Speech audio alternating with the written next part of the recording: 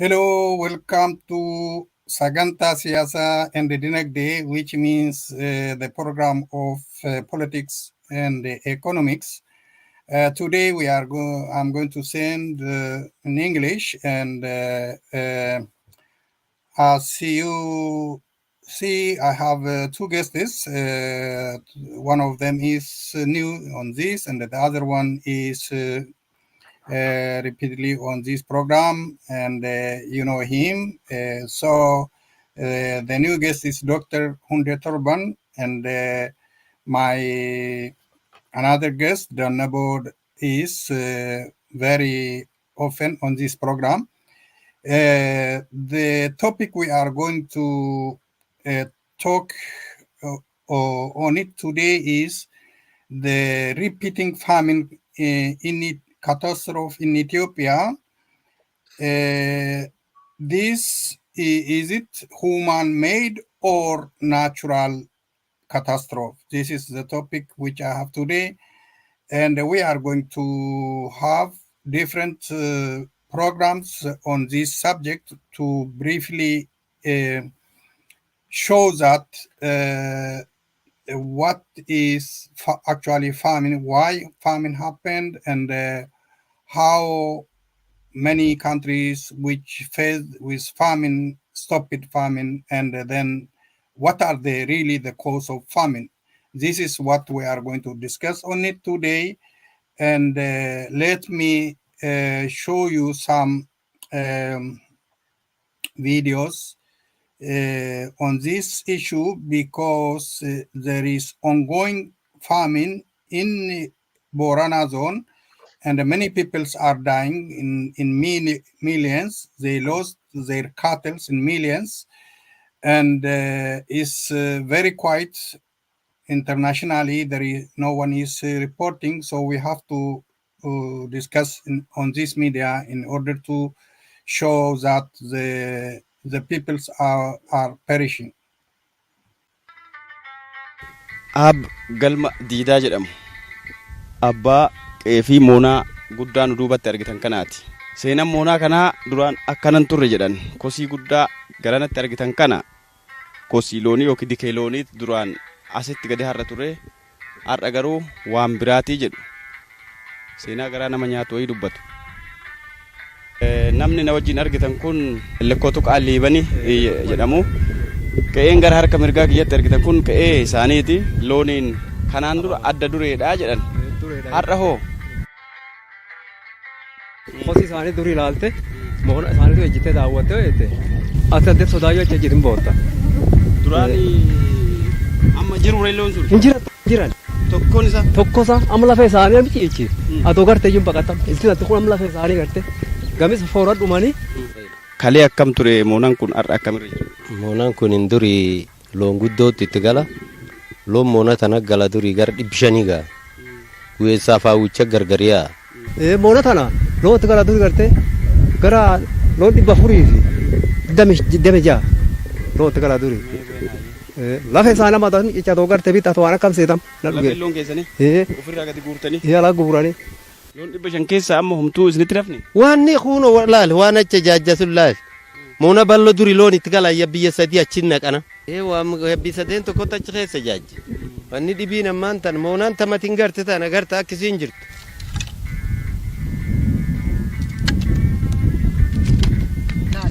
Anam lafee isaanii arguu yoo tameera na fedhu. Sirri fachiisa. Bakka kana iyyuu nu isin fide malee hin dhuftan. Chejjee laalama dhuf. Yoo yaadattanii maantu si dhufu? Booyaa jibta boo'aa na dhufa. Tuli yoo isaan garte pittaatiin waan akkam ta'e gammadaa dhatte. Daawwataa dhatte. Nama karaa deemu gaarii dhaabee iyyuu daawwata.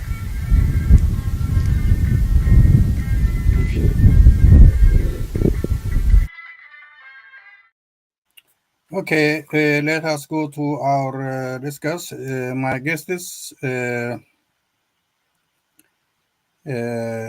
Dr. Hunde and Dr. Hunde and Mr. Nabo, you welcome to this program again, and you saw what is going on in the Borana region. This is very short. We have different videos. We are going to use it in later of our program, and then I'm going to my topic directly, but before that, you can introduce yourself a little shortly to our audience. So please start with Dr. Hunde. Boyana, thank you so much for inviting me, and thank you for your effort to reveal what is going on in Oromia. My name is Hunde Torban. I'm Secretary of Horn of Africa Genocide Watch. Thank you. Mr. Danabo.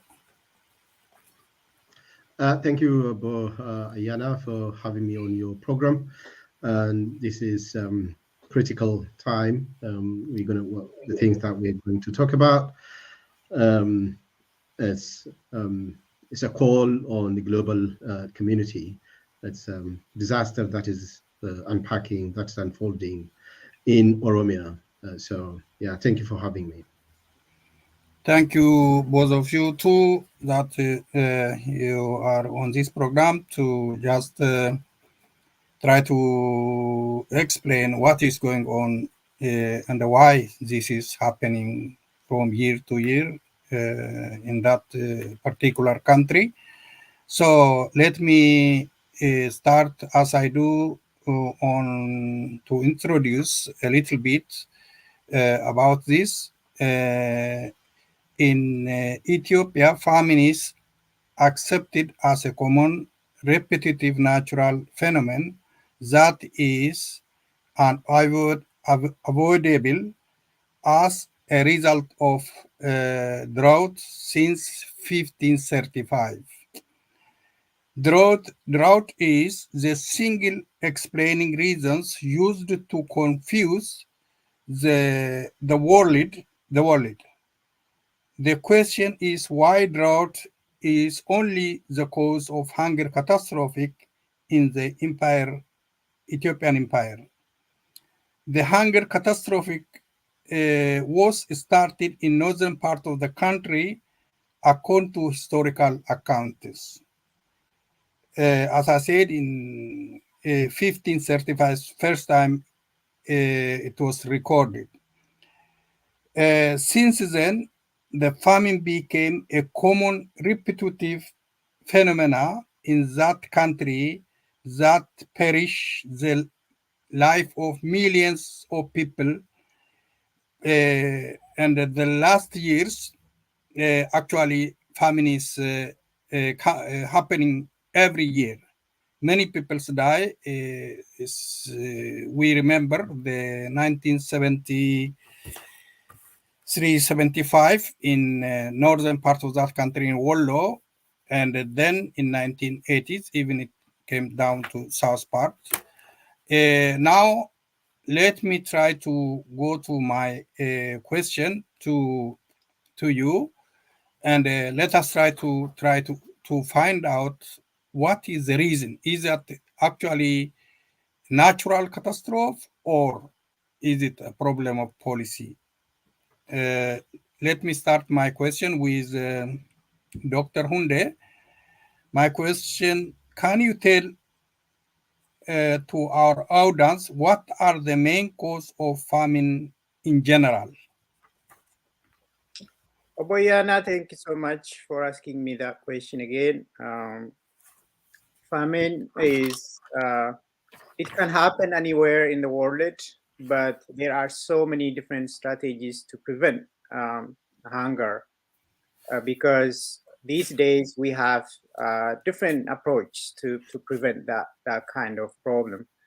But if you look at what is happening in Ethiopia, in the first place, the state itself doesn't care for human life. Particularly, they don't care for the Oromo people. And if you look at the resources we have in Oromia, a single person should not be hungry in that empire, especially in Oromia, because there are so many amazing resources we have. But the problem is, they are taking the resources, but they are deliberately exposing the people not to have food, not to have clean water, and all kind of resources that human being need. But when the state itself ignores the problem, and even the humanitarian organizations, the media does not talk about those things. And if you look at the Oromia in general, no issue about human problem is the issue of the empire. They never talk about the problem of the people. They talk about how they can keep their position, how they can keep their leadership. That is their goal. And if the state is not talking about the problem of the people, and the global media and the donor organizations, they have no idea what is happening on the ground. That is the main problem. And if you don't produce enough food, yes, of course, people will be hungry. But there are different strategies how you can distribute food for all citizens in the empire. But that is missing in Ethiopia. And we have resources in Borana, amazing resources. There is water just few miles away. Instead of buying like tanks to kill people, if they buy machine that can bring water to the region, they can feed the cattle, they can create good resource of water for the people, they can do irrigation. There are so many different ways, but the problem is the state, the government does not care. It's not their project to feed the people.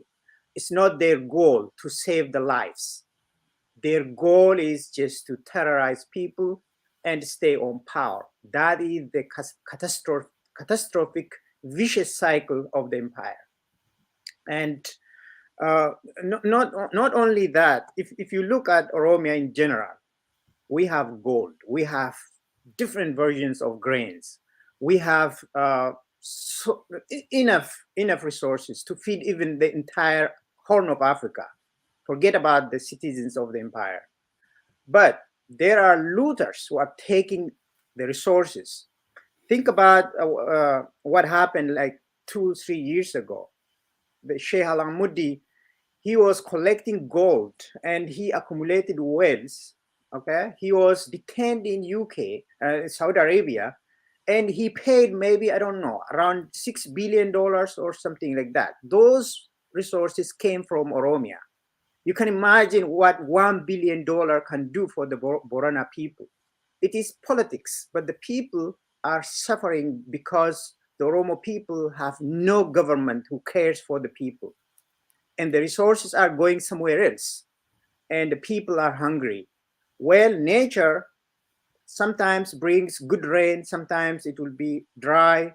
But as a government, you have to be prepared how you can provide good water, good food for your people. That is missing. That is why every year after year, our people are suffering. The government is taking the resources and giving to some feeding people somewhere else, but the indigenous people on the ground are hungry, suffering, dying. So the video that you are showing is shocking. I hope the humanitarian organizations, the global media will talk about this if they are honestly caring about human being, about humanity. This is humanity. It's not politics, but the Ethiopian government is using the Oromo lives for the political purpose. And last week I heard that the prime minister was talking about exporting wheat and grains. But look at these people, and who's gonna feed these people if they are talking about a sufficient grain that they produce to export? The purpose of exporting grains, wheat, whatever they were talking about, is just to buy bullet to kill the people. So I'm sure they are happy when nature is affecting the people like this, because they themselves have the plan to eradicate the people. They want the land. They don't care about the people. So that is the problem. But if you look at the resources we have, a single Oromo person should never be hungry in that part of the world. Thank you, Boyana. Thank you too for your briefly explaining especially the policy of the government, which doesn't care about the people, but just they care about to collect their people's resource in order to buy guns, even killing the people, all these things. I'm now turning to the Nabo. It's very interesting. Even this is very interesting that we have to try to mention, for example, historically some countries uh, which had hunger or famine in their country. Especially, you remember the Irish famine, the Bengal famine, all this famine catastrophe. But we heard once, but not as what as it is happening in Ethiopia. Please mention this and connect this with the government policy. How these countries prepared to stop again their people from famine or hunger catastrophe, but why the Ethiopian empire since 1535 the hunger catastrophe is repeatedly coming. Now times it's coming with every year. Why the government doesn't care? Doctor is just he mentioned, but you try to explain this dilemma. Thank you, Boyana. But first of all, let's establish certain facts. We live in 2023. We live in the 21st century, and the world has come a long way in terms of preventing famine, in terms of promoting the well-being, and as such, the right to food is taken as a basic human right. That's what the global community have made commitment about.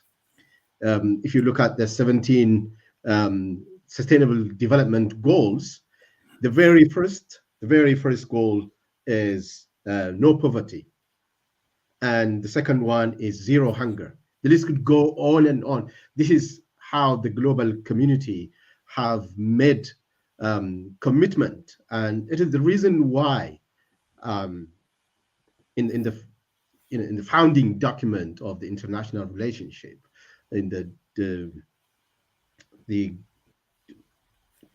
Universal Declaration of Human Rights itself, the right to food, the well-being, and good standard of living is taken as a basic human rights. So if it is taken as a basic human rights, then there should be right holders and duty bearers. So the people whose rights are being violated, the right holders, the people of Oromo, people, the Borana people that we've been talking about, it is their basic human rights that is being violated. They are right holders. They have the right to access food, and whose responsibility is to make sure that right is provided. The government, which we don't have, and in fact, the government is acting in the other way around, using famine, using droughts as weapon, and they have declared it. You know, the Ethiopia has declared officially, word by word, declared that Ethiopia is determined to get rid of the Oromo in order to force the Oromo Liberation Army to surrender. And now they're using this as weapon. That is one. And second, let forget about the other parts of the world. They've moved on. It's not the first time this, scarcity of rain happened in that part of the world. Of course, this is a dry area, but the people before this curse called Ethiopia invaded our country, these people had established their own mechanism, their own institutions to mitigate drought. Those institutions had been effectively helping the people. But what the government have done, what Ethiopia has done is, one, they destroyed those early warning system established by the community, the institutions, the Borana people, the Oromo people have established to cope up with these kinds of phenomena. Those have been dismantled and destroyed. Then the people are left at the mercy of the enemy, at the mercy of the government of Ethiopia. So people say this is natural disaster. No, it's not natural disaster. It's a man-made disaster. It's not natural disaster. Yeah. The government is not doing what it's supposed to do. The global actors are not doing what they are supposed to do. They've made commitments when they signed up for the Universal Declaration of Human Rights, and they have let our people down. They've made commitment when they come up with the 17 Sustainable Development Goals, saying zero hunger everywhere. How many people in Borana alone? Borana is only one of the provinces in Oromia. Nearly 1 million people are facing death from famine, government-imposed famine. It's not just a figure that you were showing out there. Nearly 4 million livestock perished. And this drought is not something that happened overnight. It's not like earthquake or fire. It doesn't happen overnight. So if there was responsible government, they should have conducted some early warning assessment. There are mechanisms put in place, but the government deliberately this happened to our people. Okay, the early warning systems are established there, and it's being funded including by global community. What was the point in having this early warning system if it's not functional? Not only that, when these kinds of disaster happen, at least the government should recognize it. Look, this is happening. They have to admit. But what we see happening now, they are too busy playing dramas, like the same way when the northern part of Oromia, Wallo is Oromia, in 1970s, when people were dying, up until the time that BBC journalists went undercover and revealed to the world, the government was not ready to recognize it. And in fact, the emperor was busy celebrating his birthday, transporting, feasts and cake from Europe. So they haven't recognized. They deliberately are trying to conceal the catastrophe that is unfolding. And how many media outlets have reported this? 4 million livestock have perished. Livestock, we're talking about the pastoralist community. Livestock for Borona people, it means everything. It means life and livelihood. Their life depends on them. But which government, which media outlet have reported it? No, perhaps because the Oromo, we are too polite. We don't do these funny things, blowing up. We don't do suicide bombings. like other parts of the world. So which would have attracted attention of the BBC or Al Jazeera or others. These have not been covered, and will the Ethiopian government allow it? No, the media are not allowed to report it. But despite the pressure from the government, if there was commitment for humanity, if there was commitment for the global commitment they say they have made, I'm talking about the 17 and all kinds of legal framework and human rights tools and instruments, somebody should have gone undercover and revealed to the world. The reason why I'm saying this is only the other day, I made a phone call to the Disaster and Emergency Committee in the UK. For the viewers to understand, Disaster and Emergency Committee is an umbrella institution established by British international non-governmental organizations.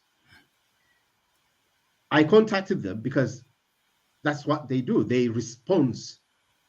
give response to disasters. And I asked them, what's going on? You know what is happening in Oromia? You know what is happening in East Africa, in Borona? Is there any plea lodged? Any appeal lodged? And they said, no, we are aware of that, but we haven't lodged any appeal. Because they've got 3 criteria. One of the criteria they use is, has it been covered by the media? It has not been covered by the media. And they've got a point. Look, in the past few days, the DEC, they raised from British public 400 million British pound for disasters in Syria and Turkey. 400 million pounds raised and 25 million pounds given by the government as matching to that. And this is in response to the global commitment, in response to disasters. What is unfolding in Oromia is as horrible, as catastrophic as what this amount of money is raised for. And they know, the DEC, they raised money for the same area in Eastern Oromia in 2012. And the government was so irritated. But despite that, they were supposed to do something. I'm only taking this as one of the examples, because 1 million Oromo lives, 1 million Oromo people in Borona province alone are facing death. Already the livestock have gone. And Ethiopia is not only allowing the global actors to respond, it's deliberately using this as weapon. Yeah. The resources that our countries got is more than enough to feed the entire population of the Horn of Africa, let alone our people in Borona. That is one. Another point that I want to raise is, look, what we see in Borona is only the tip of the iceberg. Yeah. Okay. Let's say that the disaster in Borona is somehow attributed to climate change. How about the disaster unfolding in central Oromia? How about the hunger lurking in the corner in Wolaga, in Bale, in Shawa?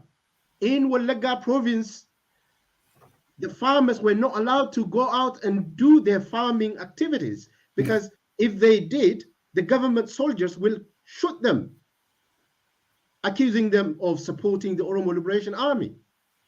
So people have not tilled their land, and if they haven't tilled their land, then their stock of food will go. Yeah. So, but what the point I'm trying to make here is, what we see is only the tip of the iceberg. And let me land by saying this. for Ethiopia, you know, the disaster that our people are facing, they use it as a weapon, like I said. And I'm saying this because Ethiopia's head of state, head of government, the prime minister, said we must eliminate the oil. And in the parliament, they said, we've got to get rid of the Oromo people in order to force the Oromo Liberation Army to surrender. That's what they said. We can dry up the sea. Sorry, the only way, this is the word, the only way we can get rid of the fish is by drying up the sea. So what they've been doing, you know, when they, you know, airstrike farmers in Central Oromia, in Walaga, in Bila, in Dambidolo, in every part, innocent people, what they were doing is they're drying up the sea. They're trying to get rid of the fish when they gun down innocent people. Now they're using drought as a weapon to implement their strategy of getting rid of the fish by drying up the sea. But for the global community, I think we might get back to that later. I mean, this is only telling the global community that the global community are facing moral bankruptcy.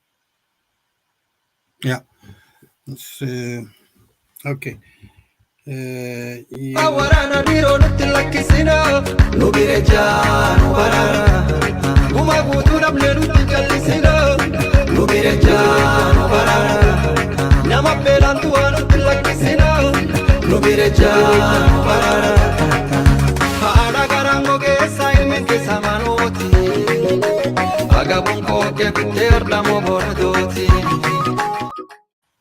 Boyana, if you let me, I want to make a few comments on what Obo the Nebo said. Okay, you keep it in mind that, and then you start with comment, and then I'm asking you to another question. Okay. It helps you to continue to answer my because you know my aim is today to try to explain the cause of hunger, catastrophe, or famine. And there is studies, especially of one well-known person, professor of economics. He is a Nobel Economic Prize winner, an Indian citizen named by Amrita Sen. He studied about hunger catastrophe everywhere in the world, especially Bengali, the Wallo, and the other places. He said there are there are reasons for that. He is speaking about endowment and entitlement. Can you please explain in connection to this, what does he mean by entitlement and endowment as a cause of hunger catastrophe? This one you can take, and then you comment on the Danabo's argument. All right, Oboyana, thank you so much for giving me the chance to speak again. Obo Danabo gave a very good explanation about the situation of Oromia. You know, 4 million cattle died in Oromia, specifically in Borana. That's a huge number. That's a huge number. But the problem is, states listen to each other. They know what the Ethiopian government wants. That's why they prefer to ignore whatever happens on the ground, whoever dies on the ground. Other states, governments, donors, humanitarian organizations, they are afraid to deal with the politics. And as the Nebo said, the Ethiopian government had a plan to eliminate the sea, to destroy the fish. That means to kill all the Ola, they have to eliminate the Oromos. That is their goal. And forget about providing food for the people, for the hungry people. Even we have seen pictures of the crops which were harvested by the people were burning. That means they want this to happen. It is the plan. It is the goal. Look at those crops. Those are harvested crops, deliberately burning the crops of the people. And you can imagine what their objectives are when they burn your food. They want you to be hungry. So at the result, that means this, what is happening in Borana, is just the joy for the Ethiopian government. It is their goal, their role. It's man-made famine. It's not natural. They were burning their crops. They were killing, bombarding their cattle. Remember, they were using drones to kill animals. And the Oromos, they are known to use their animals for so many purposes. They use the milk, the butter, and all kind of milk products to feed their children. So that is a strategy to just destroy the people, ethnic cleansing. It's just a planned, man-made famine happening to these people. So that is unfortunate. And when you look at the humanitarian organizations, they talk about humanity. They talk about helping people. Yes, the Nebo mentioned about the human right, the Universal Declaration of Human Rights. Every single global citizen has a right to have access for food. And that should be enforced by the government. If the government ignores the people, then nobody cares about whoever dies, whoever have no access to water or food, medication, whatever. So that is a state failure and a purposely designed disaster that we see happening to our people. That is my comment that I wanted to add on what Mr. Denebo clearly explained about. Coming back to your question, I don't really have a good background to clearly explain about what you asked, but Denebo can add on that. But what I see is just famine, hunger in 21st century should never happen to any human being, because there are this globe, the world, it is one now. We are very connected. There are so much that we need in that part of Oromia, and therefore you can do diplomacy, you can do economic connection, you can do business, you can do so many different investment, and that can bring good resources to the region. But the problem in the Ethiopian empire is that there is no truth, there is no good faithful service to the people. They don't want to serve the indigenous people. They want to take everything out of that, but they never bring back to the people. So that is a problem. It's not. It's just like the leadership. If you look at the leadership of Ethiopia, it is just it's against the truth, against the human morality, no morality. Because if you are a good liar, if you lie a lot, if you are a good killer, you are the king. If you are speaking the truth about what is happening to the people, you are the enemy of the state, and they kill you, they fire you, they put you in jail. That is the problem. So nobody talks about what is happening to the people.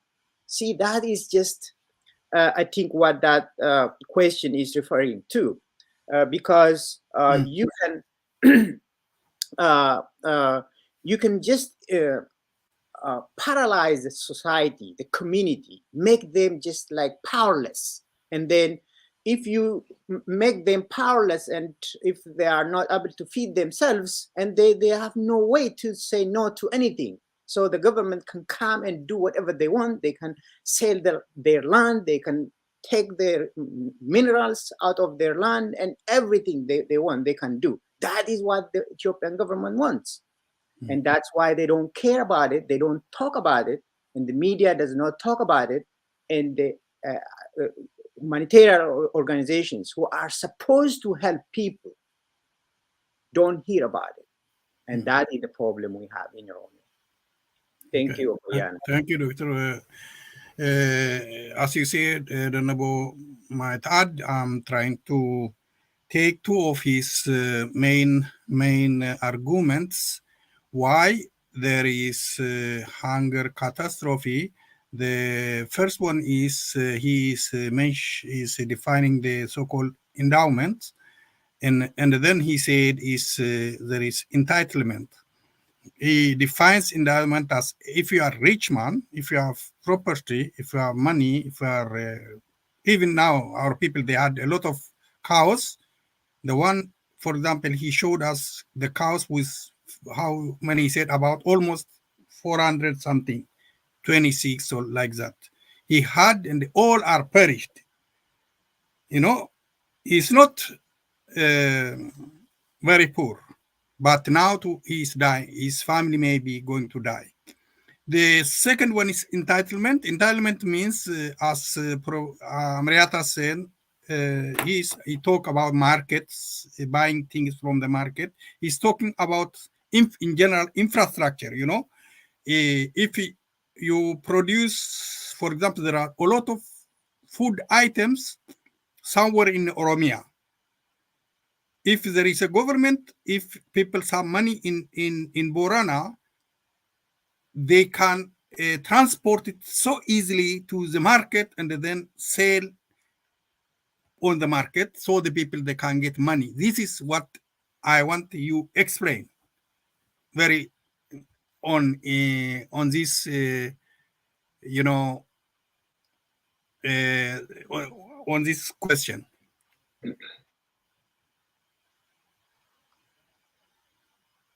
Oh, is that for me or over the You okay, go ahead. no, Danabo. Yeah, I think from entitlement versus endowment viewpoint, I think when we talk about entitlements, the focus is on the community or the people's ability to access food or to force access to food using legal structure, legal means or legal institutions. And that is the focal point on when we talk about these things. But let's not forget, at the moment, the duty bearer, the main duty bearer, as long as human rights is concerned, has turned into perpetrator. The government, in the quotation, or Ethiopia, is a duty bearer, was supposed to be enforcing the right to food to these people. But in the contrary, Ethiopia, by Ethiopia, I'm talking about Ethiopia's government, because it represents Ethiopia. Ethiopia has become perpetrators of the violations of rights.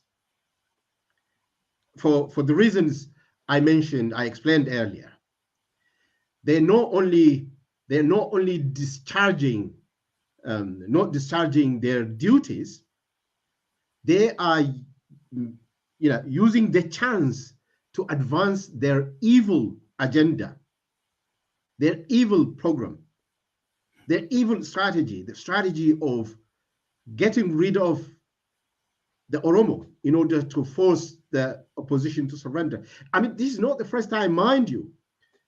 In the past, this same regime, where Abiy Ahmed was serving as a foot soldier and spy, they burned down the entire forest of Borana and Bale because they thought if they destroyed the forest, then the Oromo Liberation Army won't have any place to hide in or to operate in. And the destruction of those forests has not only exacerbated the problem that we're talking about, it has directly caused it. So now, look, this is disaster. The government, if it was a government, they should have declared a state of emergency. They should have stopped all other projects and focus on rescuing these people. They are water tankers. They should have been, the tankers should have been transporting water to the Borana people. But instead, the vehicles are doing what? They are watering flowers in the streets of Finfinne. Bali, the surplus producing province of Oromia, people are hungry. That while Abiy Ahmed told us, now we are ready, we are prepared to export wheat. Now, so I think, I've given up on the government, but what we've got to question is, all right, okay, by the name of sovereignty or whatever, would the world let the Ethiopian government eradicate the Oromo people? That's what exactly they're doing. The world had, the global community did let the Rwanda people down. Now they are letting the Oromo people down. The government is using this crisis as weapon. That is, so the reason why I'm talking about this, Boyana, is when we talk about entitlement, those are under functioning environment where there is functioning institutions, where there is a government. What we have is not the government. What we have is a perpetrator. Okay, you finish? Yeah. Let me add something on this one. Okay. Allow me. Yes. When you have no capacity to invest on your land, you give up. That is what the Ethiopian government wants. You lose your ownership of what you have. If you cannot feed yourself, if you are dependent on the government, or you just go somewhere else to feed yourself. That is the natural process. But you leave your resources behind. And that is what the Ethiopian government wants. That is what they are doing to the Oromo people. They have done this in so many different places. Not only in Borana, they did this to the Wollo Oromos. They did this to Guji Oromos. They did this to Walaga Oromos. They are trying to do the same thing everywhere in Oromia, including around Finfinne. They make the owners very poor, just up to the point where they cannot feed their children, and then they give up about their land. They give up about their resources. And then somebody who has money, who is supported by the government, will take over the resources. See, that is a strategy which has been used by the Ethiopian government to make Oromos out of their property, just taken away everything. Oromos have no culture of begging on the streets. They try to feed themselves in so many different ways. They never go to beg. But now they are forcing the Oromos to be beggars on the streets because they are taking their cattle, killing their cattle, burning their crops. And human being, you do whatever you can to just to survive. And that is what is happening to the Oromo people. And I think that your question also refers to that point. Thank you. Thank you too. Now, from your analysis, I can see that the government is using hunger or famine at the current time as a weapon to, as you said, as they said in their parliament, that to kill a fish, you must dry the water or the ocean. This is what they are doing just now in everywhere in Oromia, not only in Borana. This is happening actually, as he said, in Bali. As we heard, there's a lot of information which are coming from Western Oromia that people can't go out to work because when you go out, they are firing at you. So people are very, very, very, very afraid to die. So they return home. So in very soon it might happen like in Borana. And the same thing happened in Wallo. I have information which came from Wallo very yesterday shows that only from one district about 52 families' house are destroyed. They don't have house. They don't have food to eat, so they are on the process to die. We are going to talk about this as agenda or as one full program, and we have their names, all the people who are suffering there. But when we speak about this, I remembered something which what was happened in Tigray. There was hunger catastrophe in northern part of Ethiopia at that time, even in Tigray. The Tigray Liberation Front, they couldn't help their people, but they told their people that in rather than sitting at home and because of lack of food, dying, come and join the struggle and use them to fight against the Darg government and succeed to, with other liberation fronts, succeed to take away Mengistu Haile Mariam from the power.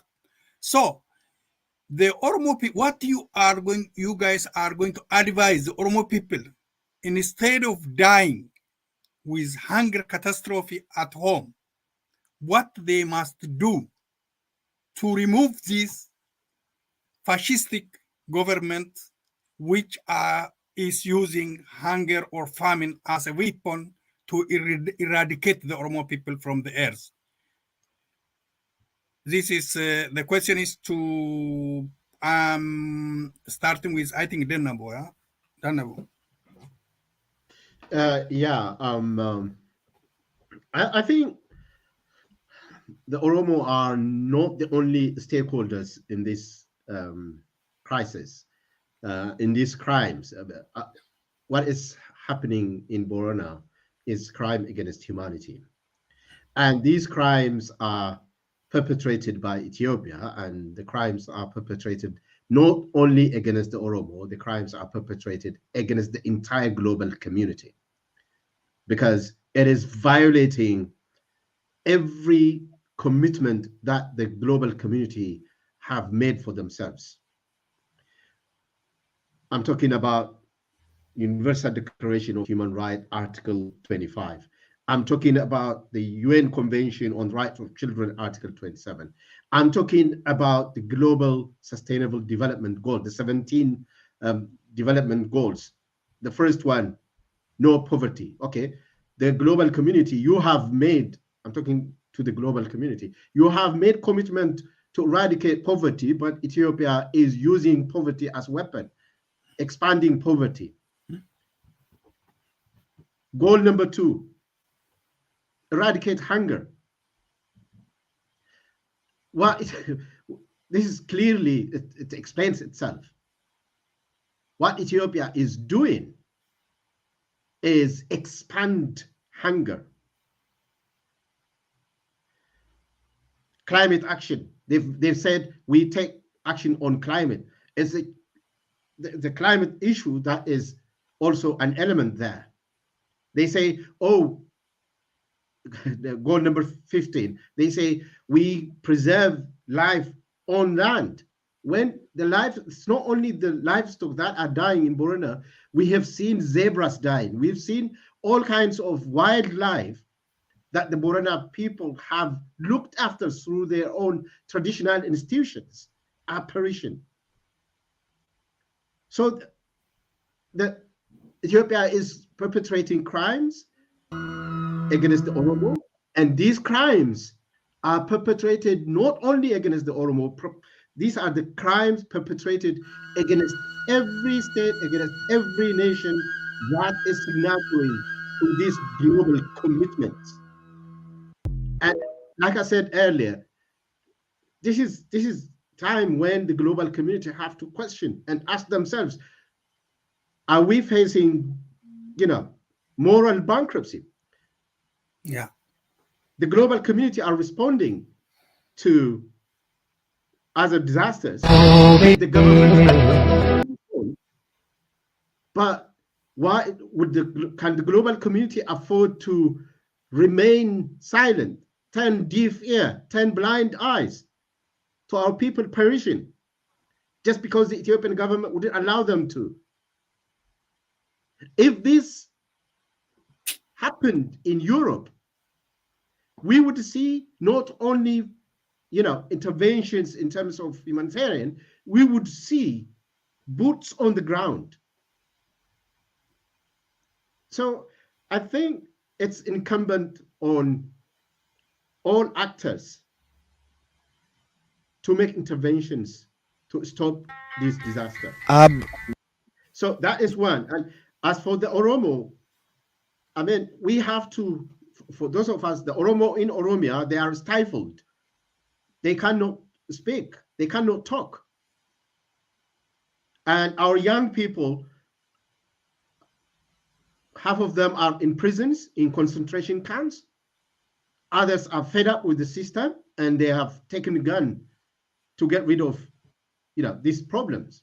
And so those of us who are in diaspora, we have to continue to voice for our people.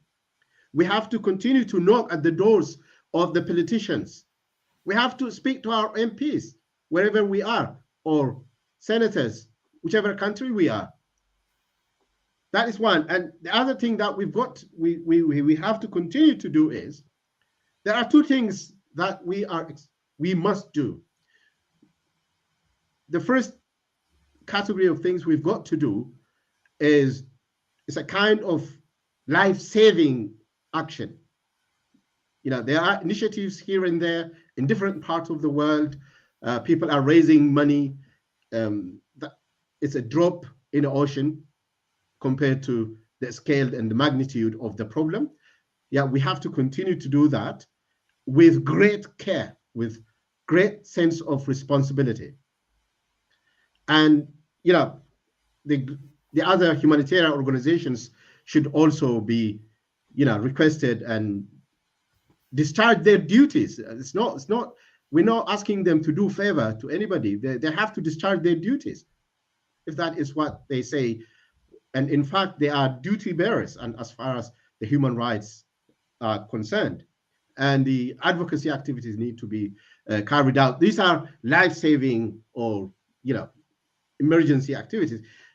But as Oromo, we all know these are symptoms of the bigger problem. These what we see, like I said earlier, we only are seeing the tip of the iceberg. These are the symptoms of the problem. We've got to address the root of the problem, which is Ethiopia itself. Had it not been for the fact that our country was invaded and taken hostage by the evil called Ethiopia, the world could have easily responded to. People, these people, they had established their own institutions to tackle these kinds of difficulties.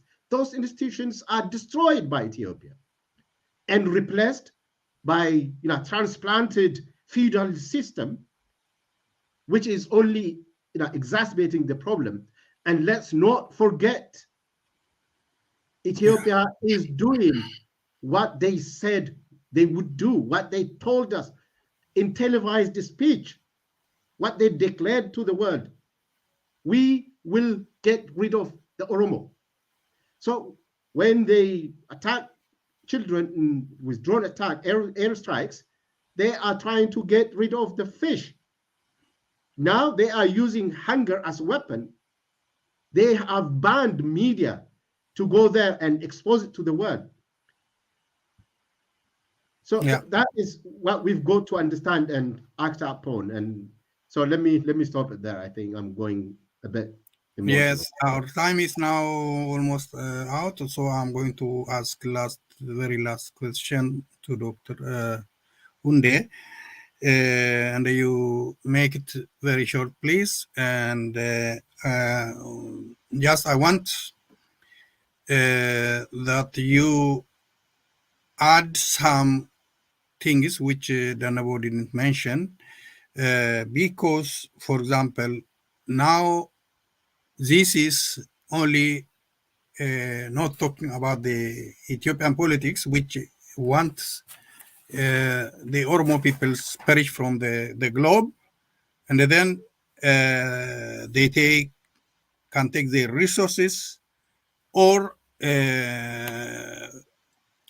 get rid of the Oromo Liberation Army, because even the Oromo Liberation Army, which were in Borna, cannot operate in that area because of the hunger catastrophe, as you see. So now, what can you say to the Oromo people at this very critical moment to save the Borana, to help the Borana people? On what way, what mechanism they need to help and save the Boranas, because the Boranas are the base of the Oromo people, which kept our culture, which still practices our heritage, the Gada system. If the Borana perished from the globe, so I ask, what do you think? What will happen to the Oromo people? Boyana, thank you so much again for asking me that question. The disaster that has been unfolding in every corner of Oromia is not natural. It has been a political strategy. It is a strategy to weaken the people, to take over the resource of the people. So it is not natural at all. And as the Nebo said, the media talks about the people, talks about the facts, talks about issues. But when it comes to the issue of the Oromos, there is no media that has the freedom to talk about it. And that is just silencing the people and hiding what is happening in the Ethiopian empire. And that is the goal. And that is why they don't talk about it. They talk about smaller issues. Watching like 4 million cattle dying is a big issue. If it happens somewhere else, it will be like a global news everywhere. But this happened in Oromia, where no journalist is allowed to talk about facts on the ground. No media is allowed to even talk about it at all. Forget about just sharing what is happening. It's illegal to talk about truth, what is happening in Oromia.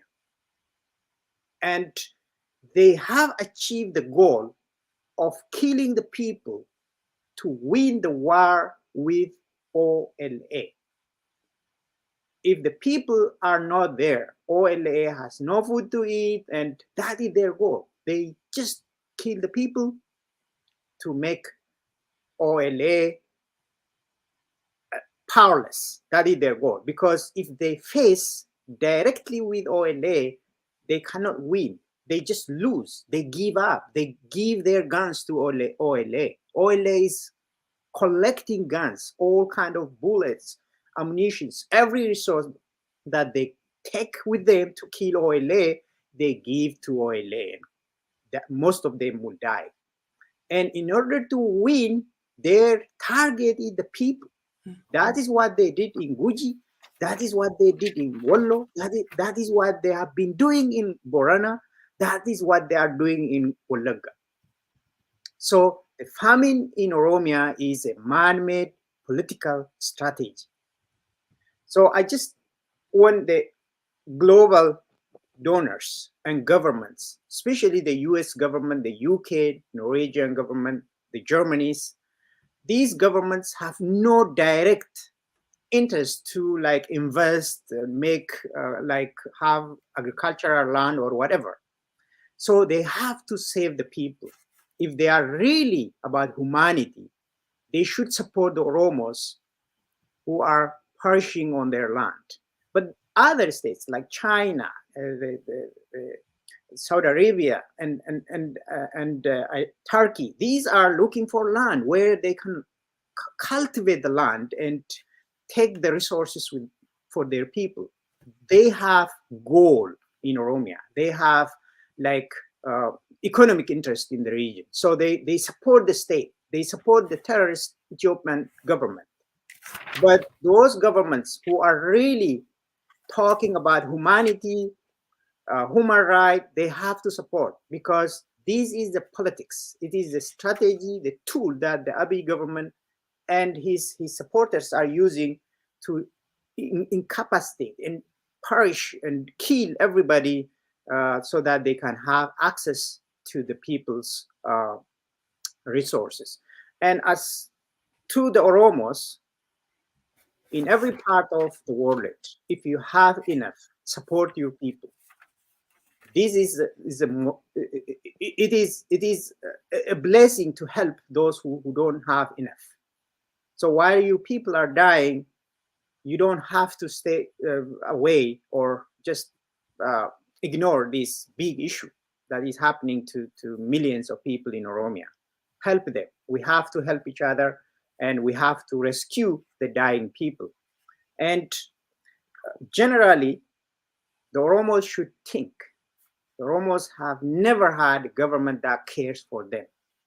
If the government cares for you, they don't let terrorists burn your houses. You mentioned 58 houses being burned in Wollo. That is the state-sponsored terrorism against the people.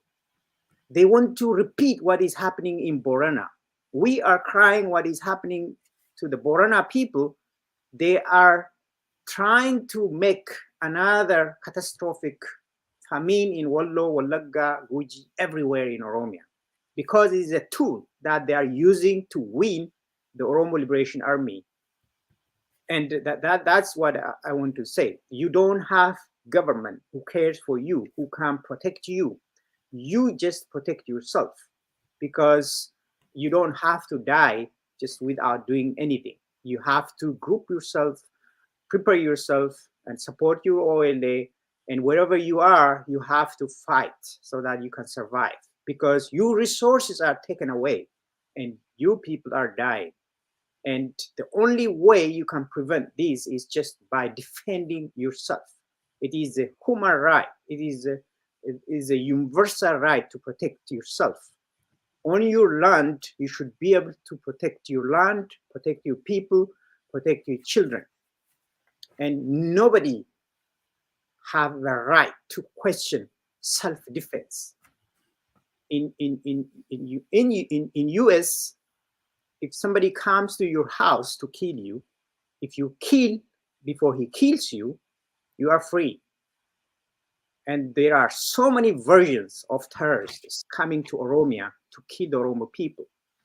And if they cannot kill you and take your properties, they create this kind of strategy so that you cannot have access to food and water and die like natural. which was created by the government, by the state, and then that is their strategy to take your land. So unless our people are prepared, there is no way to get rid of this kind of catastrophic issue in Oromia. The people should stand for themselves. They have to use their own resources. But by the way, how many lakes we have in Oromia? You can imagine how far Borana is from the lakes, the Nganos, and all kind of water resource. Even Nile River starts in Oromia. So it doesn't really give sense when Egypt is using the Oromo water. Our people are hungry. Our people don't have enough water to drink. And one tank can buy like more than 30 agricultural equipments to cultivate the land. So a single citizen, a single Oromo should never be hungry if the Oromo people have a good government, a good leadership who cares for the people, who are using their local resources for the people instead of taking away to somewhere else. Most of the production that is from Oromia is feeding the region. It's just green. If you look at the Horn of Africa, it is green, and most of the land is just the Oromia land. It doesn't really give sense why our people are hungry in that part of the world when resources everywhere.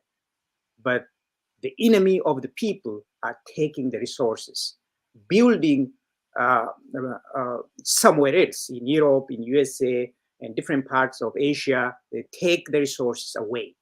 They collect the gold, they collect the minerals, and put somewhere else in Switzerland, in UK, US. But the people are hungry. The people don't have water to drink. This is a sin. God will give the right to these people one day. And I think that is happening. As you said, they will never kill 60 million Oromos.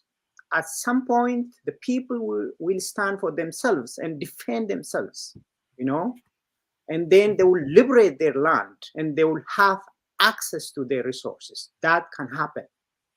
And if you look at the last 32 years, you can see how the Oromo politics have been evolving. We see people dying, but the politics is shaping itself where the Oromos can stand for themselves and defend their area, defend their land, defend their children. And how many regions of Oromia is free from PP government currently? And that is evolving. That is moving to Finfinne. And it will happen. The people who have no access to water and no access to food will come to Finfinne. And you are just watering your garden, whatever, and people are thirsty. That doesn't give sense. They will come to drink the water that the Oromia land gives to them. Thank you so much, Obayana, for giving me. Thank you, Dr. Hunde. You took time to explain very brief, not briefly, in deep. And I have to now conclude today's conversation. And what you both agreed is that the current Ethiopian government is always used, but now more using hunger, catastrophe, or famine as a means or to eradicate the Oromo people. It uses as a weapon, and there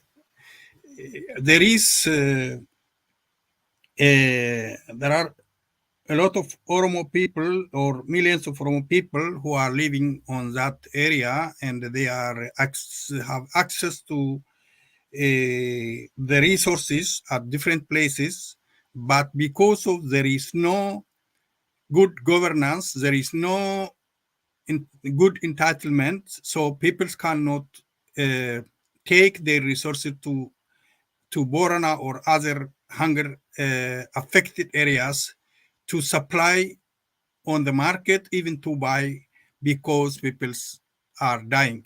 Another more you said is that this is going to accelerate the fight of the Oromo people to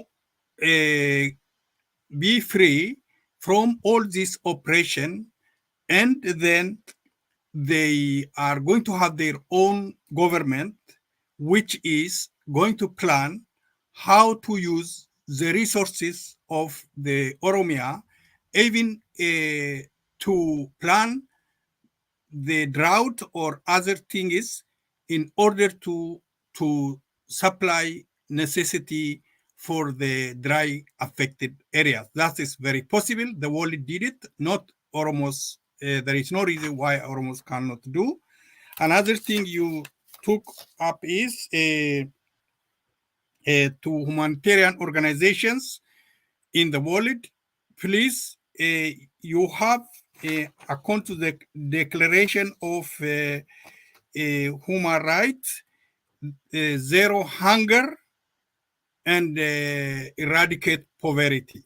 But in Oromia, people are dying in millions. So please wake up, open your eyes to save the Borona Oromo and the other Oromos, which are the historically very, very culturally very, very civilized people, which are gave civilization, the Gada system to the world, the democratic system to the world. They should not perish. We have to stand by them, and the media must report on this issue to the government, because the help organizations, they need to hear on the media. This is what we today try to explain it. So we are coming back with another program to more explain the cause of hunger catastrophe, the famine in Ethiopia, and then we are going to compare with other countries. And my guests, thank you very much for become part of this program, and we are going to work on it, to explain to our people, and even teach our people. We have to teach our people how they have to manage their economy, how they must keep maybe some of the assets they have in cash, and then the other in probably dying animals, all these things. This we are going to discuss in future programs. Thank you for watching us. This time I'm going to finish the program today. Boyana, thank you so much for giving us the opportunity to speak, and thank you for your continuous effort to speak for the people. Thank you. Thank you to you. You gave your time to your people. We have to give. We are Oromos. We have to give to our people. This is a very, very minimum thing we can do for our people.